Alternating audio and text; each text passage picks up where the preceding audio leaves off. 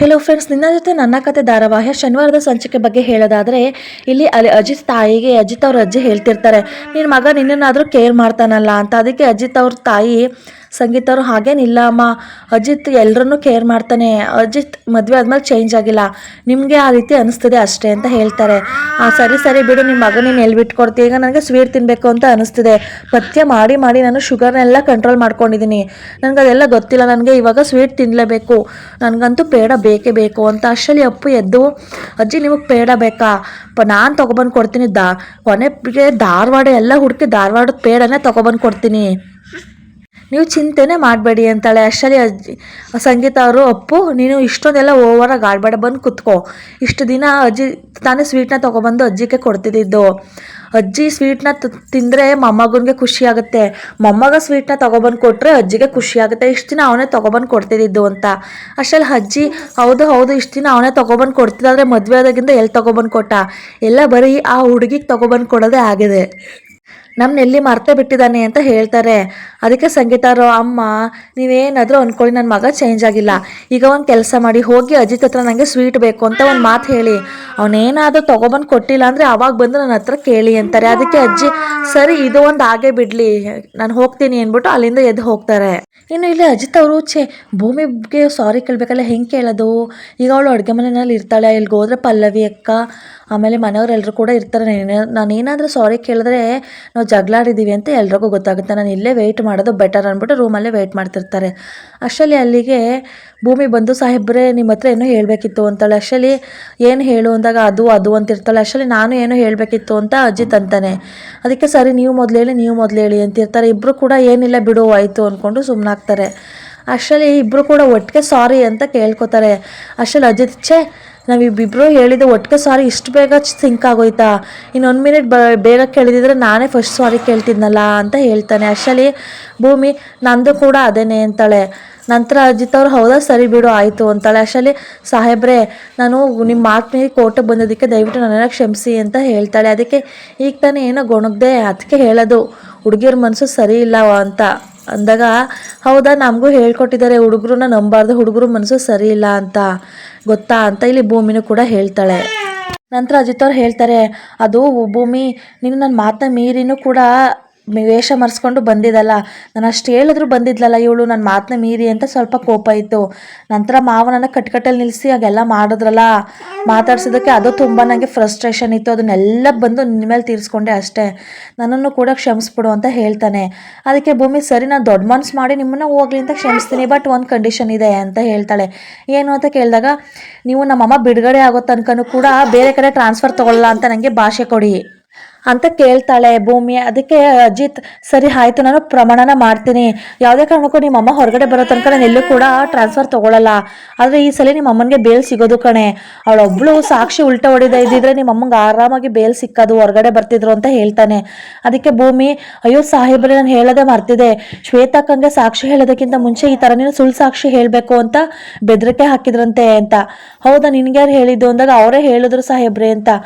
ಇದ್ರ ಬಗ್ಗೆ ಏನಾದ್ರು ಪೂರ್ತಿಯಾಗಿ ಹೇಳಿದ್ರ ಅಂದಾಗ, ಇಲ್ಲ ಸಾಹೇಬ್ರೆ, ಅವ್ರಿಗೆ ಯಾರೋ ಫೋನ್ ಮಾಡಿದ್ರಂತೆ, ಫೋನ್ ಮಾಡಿ ನಿಮ್ಮ ಮಕ್ಕಳನ್ನ ಸಾಯಿಸ್ಬಿಡ್ತೀನಿ, ಅವ್ರ ಪರ ಸಾಕ್ಷಿ ಹೇಳಿದ್ರೆ ಅಂತ ಹೇಳಿದ್ರಂತೆ, ಅದಕ್ಕೆ ಅವರು ಸುಳ್ಳು ಹೇಳಿದ್ದಾರೆ ಅಂತ ಹೇಳ್ತಾಳೆ ಭೂಮಿ. ಅದಕ್ಕೆ ಅಜಿತ್, ಸರಿ ಅವ್ರ ನಂಬರ್ನ ನನಗೆ ಫಾರ್ವರ್ಡ್ ಮಾಡು, ಅವ್ರದ್ದು ಫೋನ್ ಲಿಸ್ಟೆಲ್ಲ ನಾನು ಕಳಿಸ್ಕೊತೀನಿ, ಯಾರು ಅವ್ರಿಗೆ ಬೆದರಿಕೆ ಕರೆ ಹಾಕಿದ್ರು ಎಲ್ಲಿ ಹೋಗ್ತಾರೆ, ಸಿಗ್ತಾರೆ, ನನ್ನ ಕೈಗೆ ಒಂದ್ಸಲ ಸಿಕ್ಕಲಿ, ಅವ್ರಿಗೆ ಸರಿಯಾಗಿ ಮಾಡ್ತೀನಿ ಅಂತ.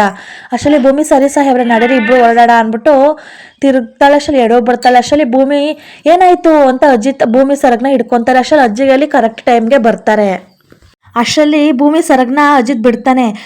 ಏನು ನಿಮ್ಮಿಬ್ರದು ಅಂತ ಹೇಳ್ತಾರೆ. ಏನಿಲ್ಲ ಬಿಡಜ್ಜಿ ಅಂತ ಅಂತಾರೆ. ಅಷ್ಟರಲ್ಲಿ, ಅಲ್ಲ ಕಣೋ ಖಡಕ್ ಪೊಲೀಸ್ ಆಫೀಸರ್ ನನ್ನ ಮೊಮ್ಮಗ, ನಿಮ್ಮಿಬ್ರು ಚೇಷ್ಟೆ ಏನು, ನೀವಿಬ್ರು ಈ ಥರ ಮಾಡೋಕ್ಕಿಂತ ಮುಂಚೆ ರೂಮ್ದು ಡೋರ್ನ ಕ್ಲೋಸ್ ಮಾಡಿಕೊಂಡು ಎಲ್ಲನೂ ಕೂಡ ಮಾಡಿ, ಚೀ ಏನು ನಿಮ್ಮಿಬ್ರದು ಅಂತ ಬೈತಾರೆ. ಅಷ್ಟರಲ್ಲಿ ಅಜಿತ್, ಅಲ್ಲ ಅಜ್ಜಿ ಈಗ ತಾನೇ ಮದುವೆ ಆಗಿದ್ದೀವಿ, ಹೊಸ ಗಂಡು ಹೆಣ್ಣು, ನೀನು ನೋಡ್ರಿ ಈಗ ಅಂತೀಯಲ್ಲ ಅಂತಾರೆ. ಅಷ್ಟರಲ್ಲಿ ಅಜ್ಜಿ, ಅಲ್ಲ ಕಣು ಏನೇ ನೀವು ಚೇಷ್ಟೆಗಳು ಮಾಡೋದಿದ್ರೆ ಡೋರ್ ಹಾಕ್ಕೊಂಡು ಮಾಡಿ ಇನ್ಮೇಲೆ ಅಂತಾರೆ.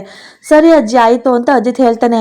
ನಂತರ ಅಜ್ಜಿ ಸರಿ ಅಂದ್ಬಿಟ್ಟು ಹೊರಡ್ತಿರ್ತಾರೆ. ಅಷ್ಟರಲ್ಲಿ ಅಜ್ಜಿ ನೀವೇನೋ ಕೇಳಕ್ಕೆ ಬಂದಿದ್ದೀರಾ ಅಂತ ಅನ್ಸುತ್ತೆ, ಅದೇನು ಕೇಳಿ ಅಂತಾರೆ. ಅದಕ್ಕೆ ಅಜ್ಜಿ, ನಾನು ಅಷ್ಟು ಆಸೆಯಿಂದ ಏನೋ ಕೇಳಬೇಕು ಅಂತ ಬಂದೆ, ನಿಮ್ಮಿಬ್ರು ಚೇಷ್ಟೆಗಳನ್ನ ನೋಡ್ಬಿಟ್ಟು ನನಗೆ ಅದು ಮನಸ್ಸೇ ಹೊಟ್ಟೋಗ್ಬಿಡ್ತು ಅಂದ್ಬಿಟ್ಟು ಅಲ್ಲಿಂದ ಡೋರ್ ಹಾಕೊಳ್ಳಿ ಅಂತ ಬಂದು ಹೋಗ್ತಾರೆ. ನಂತರ ಅಜಿತ್ ಮುಖ ತೊಳ್ಕೊಂಬರ್ತೀನಿ ಅನ್ಕೊಂಡು ಹೋಗ್ತಾನೆ. ಅಷ್ಟರಲ್ಲಿ ಭೂಮಿ ಛೇ ನನಗೇನಾಗದೆ ಇವ್ರು ಹೇಳ್ದಂಗೆಲ್ಲ ಕೇಳ್ತಿದ್ದೀನಲ್ಲ ಅಂದ್ಬಿಟ್ಟು ಇಬ್ಬರು ಹೊರಡ್ತಾರೆ. ಇನ್ನು ಇಲ್ಲಿ ಅಜಿತ್ ಮತ್ತೆ ಭೂಮಿ ಬರ್ತಾರೆ. ಅಲ್ಲಿಗೆ ಸಂಗೀತ ಅವ್ರು ಬರ್ತಾರೆ. ಬಂದು ನೋಡು ಯಾಕೆ ನನ್ನ ಜೊತೆ ಮಾತಾಡಬೇಡ ನೀನು ಅಂತ ಹೇಳ್ತಾರೆ. ಅದಕ್ಕೆ ಅಮ್ಮ ನಾನೇನು ಮಾಡಿದೆ ಅಂತ ಹೇಳಿದಾಗ, ಅಲ್ಲ ಕಣೋ ಅಜ್ಜಿ ನಿನ್ನ ಹತ್ರ ಏನೋ ಕೇಳಕ್ಕೆ ಬಂದಿದ್ದಾರೆ ರೂಮ್ಗೆ, ನೀನು ನೋಡ್ರೆ ಯಾಕೆ ಬಂದೆ ಅಂತ ಕೇಳ್ದೇನೆ ಅಸಡ್ಡೆ ಮಾಡಿ ಕಳಿಸಿದ್ಯಾ ನಾನು, ಅದಕ್ಕೆ ನಿಮ್ಮಿಬ್ಬರ ಮೇಲೆ ನನಗೆ ಕೋಪ ಬಂದಿದೆ ಅಂತಾರೆ. ಯಾಕೆ ಅಂತ ಕೇಳಿದಾಗ, ಅಜ್ಜಿ ನಿಮ್ಮ ರೂಮ್ ಹತ್ರ ಏನೋ ಕೇಳೋದಕ್ಕೆ ಅಂತ ಬಂದಿದ್ದಾರೆ, ನೀವು ಯಾಕೆ ಬಂದ್ರಿ ಅಂತ ಕೇಳ್ದೇನೆ ಕಳಿಸ್ಬಿಟ್ಟಿದ್ಯಂತೆ. ಅಜ್ಜಿ ತುಂಬ ಕೋಪ ಮಾಡ್ಕೊಂಡು ಬೇಜಾರು ಮಾಡ್ಕೊಂಡು ಅಲ್ಲಿ ರೂಮಲ್ಲಿ ಕೂತಿದ್ದಾರೆ ಅಂತ ಹೇಳ್ತಾಳೆ. ಅದಕ್ಕೆ ಅಜ್ಜಿತ್ ಇಲ್ಲ ಅಮ್ಮ ನಾನು ಏನಕ್ಕೆ ಬಂದ್ರಿ ಅಂತ ಕೇಳಿದೆ, ಅವರು ಏನು ಮಾತಾಡದೆ ಹೊರಟೋದ್ರು ಅಂತ. ಅಷ್ಟರಲ್ಲಿ ಭೂಮಿ ಅಮ್ಮ ನೀವಾದರೂ ಹೇಳಿ ಅಜ್ಜಿ ಯಾಕೆ ಬಂದಿದ್ರು ಅಂತ, ನಾವು ಅದನ್ನು ಮಾಡೋಣ ಅಂತ ಹೇಳ್ತಾಳೆ. ಅದಕ್ಕೆ ಇಲ್ಲಿ ಸಂಗೀತ ಅವ್ರು ಹೇಳ್ತಾರೆ, ಅಜ್ಜಿ ಅವ್ರ ಫೇವ್ರೆಟ್ ಸ್ವೀಟ್ನ ತಿನ್ನಬೇಕು ಅಂತ ನಿನ್ನ ಹತ್ರ ಕೇಳಿ ತರಿಸ್ಕೊಳ್ಳೋಣ ಅಂತ ಬಂದಿದ್ರು, ಆದರೆ ನೀವಿಬ್ಬರು ಏನೋ ಮಾಡ್ತಿದ್ದು ನೋಡಿ ಬೇಜಾರು ಮಾಡ್ಕೊಂಡು ನನ್ನ ಬಗ್ಗೆ ಯಾರೂ ಕೇರ್ ಮಾಡಲ್ಲ ಅಂತ ರೂಮಲ್ಲಿ ಹೋಗಿ ಕೂತಿದ್ದಾರೆ ಅಂತ ಹೇಳ್ತಾರೆ. ಅದಕ್ಕೆ ಅಜಿತ್ ಅವ್ರು ಹಾಗಾದರೆ ಈಗಲೇ ಹೋಗಿ ಅಜ್ಜಿ ಜೊತೆ ಮಾತಾಡ್ತೀನಿ ಅಂತಾನೆ. ಬೇಡಕೋಣ ಹೀಗೆ ಮಾತಾಡಿದ್ರೆ ಮಾತಿಗೆ ಮಾತು ಬೆಳೆದು ಕೋಪ ಆಗಿ ಜಗಳ ಆಗುತ್ತೆ, ನೀನು ಅಜ್ಜಿಗೆ ಏನು ಇಷ್ಟ ಸ್ವೀಟು ಅದನ್ನು ತೊಗೊಂಡು ಬಂದು ಕೊಟ್ಟು ಮಾತಾಡಿಸು ಅಂತಾರೆ. ಸರಿ ಆಯಿತು ಅಂದ್ಬಿಟ್ಟು ಇಬ್ಬರು ಹೊರಡ್ತಿರ್ತಾರೆ. ಅಷ್ಟರಲ್ಲಿ ಅಲ್ಲಿಗೆ ಶ್ರವಣ್ ಅವ್ರು ಬರ್ತಾರೆ. ಅಜಿತ್ ಶ್ರವಣ್ ಮುಖ ನೋಡಿ ಹೊರಟೋಗ್ತಾನೆ. ನಂತರ ಭೂಮಿ ದೊಡ್ಡ ಸಾಹೇಬ್ರೆ ಅಂತಾಳೆ. ಅಷ್ಟರಲ್ಲಿ ಅವಳು ಕೂಡ ಹಂಗೆ ಅಂದ್ಬಿಟ್ಟು ಹೊರಟೋಗ್ತಾಳೆ. ಅದನ್ನ ನೋಡ್ಬಿಟ್ಟು ಶ್ರವಣ್ ಅವರು ಸಂಗೀತ ಹತ್ರ ನೋಡ್ದ ನಿನ್ ಮಗನ್ನ ಹೇಗೆ ಹೊರಟೋದ ಅಂತ. ಅಷ್ಟರಲ್ಲಿ ಈ ಖುಷಿಗೆ ಮನೆ ಬಿಟ್ಟು ಹೋಗ್ಬೇಡ ಅಂತ ಬೇರೆ ಅಂತೀಯ ಅಂತಾರೆ. ಅದಕ್ಕೆ ಸಂಗೀತ ಅವ್ರು ಅಯ್ಯೋ ನಿಂದು ಇದ್ದಿದ್ದೆ ಕಣೋ ಬಾರೋ ಅಜ್ಜಿ ರೂಮ್ಗೆ ಅಂದ್ಬಿಟ್ಟು ಹೇಳ್ಕೊಂಡು ಹೋಗ್ತಾರೆ. ಇನ್ನು ಇಲ್ಲಿ ಅಜ್ಜಿ ಮತ್ತೆ ಅಪ್ಪು ಇಬ್ರು ಕೂಡ ಮಾತಾಡ್ತಿರ್ತಾರೆ. ಅಲ್ಲ ಕಣಜ್ಜಿ ನೀನು ಅದೇನೋ ನನ್ನ ಮೊಮ್ಮಗ ಹಾಗೆ ಹೀಗೆ ಅಂದ್ಕೊಂಡು ಹೋದ್ಯಲ್ಲ, ಈಗ ಏನಾಯಿತು, ಕೊನೆಗೆ ನಿನ್ನ ಮಗ ಏನು ಬೇಕು ಅಂತಲೂ ಕೇಳ್ದೆ ನಿನ್ನನ್ನು ಆಚೆ ಕಳಿಸಿದಾನೆ ಅಂತ ಆಡ್ಕೊತಿರ್ತಾಳೆ. ಅದಕ್ಕೆ ಸುಮ್ಮನೆ ಆಯಿತು ಹೇಳೋದನ್ನೇ ಹೇಳಿ ಎಷ್ಟು ಅಂತ ಹೊಟ್ಟೆ ಉರಿಸ್ತೀಯ, ನಾನು ಅವನು ಕೇಳ್ದೆ ಏನು ಹೇಳಜ್ಜಿ ಅಂತ, ಆದರೆ ನಾನು ಕೂಡ ಏನು ಹೇಳ್ದೇನೆ ಹಾಗೆ ಬಂದ್ಬಿಟ್ಟೆ. ಆದ್ರೂ ಅಜ್ಜಿ ಇಷ್ಟು ದೂರ ಬಂದಿದ್ದಾರಲ್ಲ ಅಂತ ಇಂಪಾರ್ಟೆಂಟ್ ಏನಿದೆ ಅಂತ ಕೇಳಬೇಕು ತಾನೇ ಅವನು, ಅದನ್ನು ಬಿಟ್ಟು ಅವ್ನು ಹೆಂಡತಿ ಜೊತೆ ರೊಮ್ಯಾನ್ಸ್ ಮಾಡೋದೇ ಜಾಸ್ತಿ ಆಗ್ಬಿಡ್ತಾ ಅಂತ. ಅದಕ್ಕೆ ಅಪ್ಪು ಹೇಳ್ತಾಳೆ, ಹೌದು ಅಜ್ಜಿ ನೋಡು ಆ ಭೂಮಿ ಮನೆಗೆ ಬಂದಾಗಿಂದ ಇದೇ ರೀತಿ ಆಗ್ತಿದೆ, ಒಬ್ಬರಾದ್ಮೇಲೆ ಒಬ್ಬರು ಅವನಿಂದ ದೂರ ಆಗ್ತಿದ್ದೀವಿ. ಮೊದಲೆಲ್ಲ ಅಜಿತ್ ನನ್ನ ಜೊತೆ ಕುತ್ಕೊಂಡು ಗಂಟೆ ಹರಟೆ ಹೊಡಿತಿದ್ದ, ಈಗ ನನ್ನ ಮಾತಾಡ್ಸೋಕ್ಕೂ ಅವನಿಗೆ ಪುರ್ಸೊತ್ತಿಲ್ಲ, ನಿಮ್ಮನ್ನು ಕೂಡ ಹಾಗೆ ಮಾಡ್ತಿದ್ದಾನೆ. ಕೊನೆಗೆ ಅವನಿಂದ ಅಂಜುನು ಕೂಡ ದೇಶ ಬಿಟ್ಟೋದ್ಲು. ಅಜ್ಜಿ ಇದೇ ರೀತಿ ಆಗ್ತಿದ್ರೆ ಒಬ್ಬರಾದ್ಮೇಲೆ ಒಬ್ಬರು ಇಡೀ ಮನೆಯವರು ಅವನಿಂದ ದೂರ ಆಗಬೇಕಾಗುತ್ತೆ. ಇವೆಲ್ಲರನ್ನೂ ಕೂಡ ದೂರ ಮಾಡ್ತಾಳೆ ಆ ಭೂಮಿ, ಟೀ ಮಾಡೋಳು ಅಂತ ಬೈತಾಳೆ.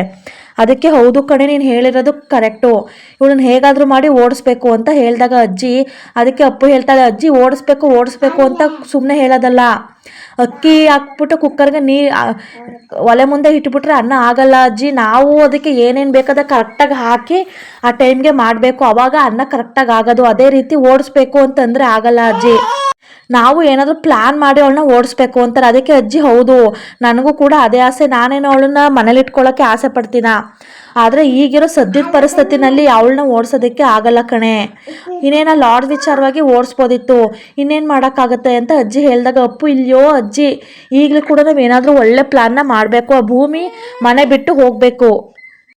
ಅಷ್ಟರಲ್ಲಿ ಅಜ್ಜಿ ಯೋಚನೆ ಮಾಡಿಬಿಟ್ಟು, ಹೇ ಅಪ್ಪು ನನ್ನ ಹತ್ರ ಒಂದು ಐಡಿಯಾ ಇದೆ ಕಣೆ, ಇದೇ ರೀತಿ ನಾವೇನಾದರೂ ಮಾಡಿದ್ರೆ ಮನೆಯವ್ರಿಗೂ ಕೂಡ ಡೌಟ್ ಬರೋದಿಲ್ಲ, ಹಾಗೆ ಅವಳು ಕೂಡ ಮನೆ ಬಿಟ್ಟು ಹೋಗ್ತಾಳೆ, ನಾವೇ ಮಾಡಿದ್ದು ಅಂತ ಯಾರಿಗೂ ಗೊತ್ತಾಗಲ್ಲ ಅಂತ.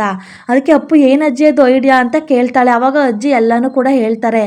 ಅಜ್ಜಿ ಸೂಪರಾಗಿದೆ ನಿಮ್ಮ ಪ್ಲ್ಯಾನು, ಈ ರೀತಿ ಮಾಡಿದ್ರೆ ಪಕ್ಕ ಇವಳು ಮನೆ ಬಿಟ್ಟು ಹೋಗೋದು ಗ್ಯಾರಂಟಿ, ನಿಮ್ಮ ಐಡಿಯಾ ಅಂತೂ ಹಳೆ ವೈನ್ ಇದ್ದಂಗಿದೆ, ಕುಡಿದ್ರು ಕೂಡ ಕಿಕ್ಕಿರುತ್ತೆ, ಆದರೆ ಕುಡ್ದಿದ್ದೀನಿ ಅಂತ ಯಾರಿಗೂ ಗೊತ್ತಾಗಲ್ಲ, ಆ ರೀತಿ ಇದೆ ನಿಮ್ಮ ಪ್ಲ್ಯಾನ್ ಅಂತ ಹೇಳಿ ಖುಷಿ ಪಡ್ತಾಳೆ. ಅದನ್ನು ಇಲ್ಲಿ ಅಶ್ವಿನಿ ಅವರು ಕೇಳಿಸ್ಕೊಂಡು ನಕ್ಕೊಂಡು ಅಲ್ಲಿಂದ ಹೋಗ್ತಾರೆ. ಇನ್ನು ಅಜಿತ್ ಗಾಡೀಲಿ ಬರ್ತಿರ್ತಾನೆ, ಭೂಮಿ ಸೈಕಲಲ್ಲಿ ಬರ್ತಿರ್ತಾಳೆ. ಅಷ್ಟರಲ್ಲಿ ಭೂಮಿ ಸರ್ಗು ಇನ್ನೇನು ಚಕ್ರಕ್ಕೆ ಸಿಕ್ಕಾಕೊಬೇಕು. ಅಷ್ಟರಲ್ಲಿ ಅಜಿತ್ ಕರೀತಾನೆ, ಅವ್ಳಿಗೆ ಕೇಳಿಸೋದಿಲ್ಲ ಭೂಮಿಗೆ. ನಂತರ ನಿಲ್ಲಿಸು ಅಂದ್ಬಿಟ್ಟು ಸೈಕಲ್ನ ನಿಲ್ಲಿಸಿ ಸರ್ಗನ್ನ ಹಿಡಿದು ಕೊಡ್ತಾನೆ. ಅಷ್ಟರಲ್ಲಿ ಭೂಮಿ ಅಯ್ಯೋ ಛೀ ಸಾಹೇಬ್ರೆ ರೋಡಲ್ಲಿ ಏನು ಮಾಡ್ತಿದ್ರಿ, ಯಾರಾದ್ರೂ ನೋಡಿದ್ರೆ ಏನು ಅನ್ಕೊಳ್ಳಲ್ಲ, ನನ್ನ ಸರ್ಗನೆಲ್ಲ ಎಳೆಯಕ್ಕೆ ಬರ್ತಿದ್ದೀರಾ ಅಂತ ಹೇಳಿದಾಗ ಅಜಿತ್ ಅಯ್ಯೋ ನಾನು ನಿನ್ನ ಸರ್ಗು ಇನ್ನೇನು ಚಕ್ರಕ್ಕೆ ಸಿಕ್ಕಾಕೊಂಡ್ಳುತ್ತಲ್ಲ ಅಂತ ಎತ್ತಿ ಕೊಟ್ರೆ ನೀನು ಈ ಥರ ಎಲ್ಲ ಹೇಳ್ತಿದ್ಯಾ, ಥೂ ಎಲ್ಲಿಂದ ಎಲ್ಗಾಗೋಯ್ತು ಅಂತ ಹೇಳ್ತಾನೆ. ಅಷ್ಟರಲ್ಲಿ ಸಾರಿ ಸಾಹೇಬ್ರೆ ಅಂತ ಹೇಳ್ತಾಳೆ. ಏನು ಅಂದಾಗ ಸಾರಿ, ಅದ್ರಿಗೆ ಒಂದು ಜೊತೆ ಪೂರಿ, ಸಾರಿ ಸಾಹೇಬ್ರೆ ಒಂದು ಪ್ಲೇಟ್ ಪೂರಿ ಸಾಹೇಬ್ರೆ ಅಂತ ಅಂತಾಳೆ. ಅದಕ್ಕೆ ಅಜಿತ್ ನಕ್ಕೊಂಡು ಅಲ್ಲ ಕಣೆ ಭೂಮಿ ಏನು ಈ ಥರ ಚೈಲ್ಡ್ ಥರ ಆಡ್ತಿದ್ಯಾ, ನಿನ್ನ ಜೊತೆ ಸೇರಿಕೊಂಡು ನನ್ನ ಮೇಲೆ ನನಗೆ ಬೇಜಾರಾಗ್ತಿದೆ, ಎಂತೆಂಥವ್ರನ್ನೆಲ್ಲ ಜೊತೆಲಿ ಇಟ್ಕೊಂಡಿದ್ದೀನಿ ಅಂತ, ಮದುವೆ ಆಗಿ 3 ತಿಂಗಳಾಯಿತು, ಗುದ್ದಿದ್ರೆ ಕೊಂಬಂದ್ಬಿಡುತ್ತೆ, ಪಾನಿಪುರಿ ಜೊತೆ ಸಾರಿ ಜೊತೆ ಪೂರಿ, ಕುಂಟೆಬಿಲ್ಲೆ, ಚೌಕಾಬಾರ, ಕಬಡ್ಡಿ, ಬರೀ ಈ ಥರ ಚೈಲ್ಡ್ ಥರ ಆಡೋದೇ ಆಗೋಯ್ತು, ಎಂಥ ಚೈಲ್ಡಿಶ್ ಜೊತೆ ಎಲ್ಲ ಇದ್ದೀನಿ ನಾನು ಛೇ ಅಂತ ಅಂತಿರ್ತಾನೆ. ಅಷ್ಟರಲ್ಲಿ ಭೂಮಿ, ಅಯ್ಯೋ ಸಾಹೇಬ್ರೆ, ನಾನು ಹೇಳಿದ್ದು ಬರೀ ಸಾರಿ ಜೊತೆ ಪೂರಿ, ಅದು ಬಿಟ್ರೆ ಗುದ್ದಿದ್ರೆ 2 ಕೊಂಬರುತ್ತೆ ಅಂತ, ನೀವು ಎಕ್ಸ್ಟ್ರಾ ಎಲ್ಲ ಹೇಳ್ತಿದ್ದೀರಲ್ಲ ಅಂತ ಹೇಳ್ತಾಳೆ. ಅದಕ್ಕೆ ಅಜಿತ್, ಅಯ್ಯೋ ನೀನು 9 ತಿಂಗಳಷ್ಟರಲ್ಲಿ ಎಲ್ಲ ಎಕ್ಸ್ಟ್ರಾನು ಮುಗಿಸ್ಬಿಟ್ಟಿರ್ತೀಯ, ಜೊತೆಗೆ 2 ಹೊಸ ಗೇಮ್ನು ಕೂಡ ಆರ್ಗನೈಸ್ ಮಾಡಿ ಹೊರಟೋಗ್ತೀಯ, ಆ ಥರ ಚೈಲ್ಡಿಶು ನೀನು ಅಂತ ಬೈತಾನೆ. ಇನ್ನು ಇಲ್ಲಿ ಬಂದರೆ ಅಶ್ವಿನಿ ಮತ್ತು ದೇವಯಾನಿ ಇಬ್ಬರು ಕೂಡ ಮಾತಾಡ್ಕೊಂಡು ನಿಂತಿರ್ತಾರೆ.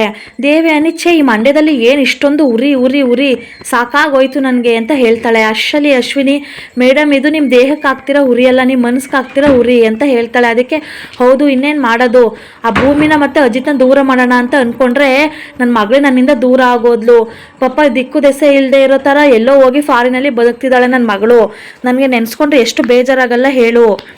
ಇನ್ನು ಅವರಿಬ್ಬರೂ ಕೂಡ ಒಂದು ದೂರ ಮಾಡೋಣ, ಭೂಮಿನ ಮನೆ ಬಿಟ್ಟು ಓಡಿಸೋಣ ಅಂತ ಏನೇನೋ ಪ್ಲ್ಯಾನ್ ಮಾಡಿದೆ. ಕೊನೆಗೆ ಎಲ್ಲ ಫ್ಲಾಪ್ ಆಯಿತು.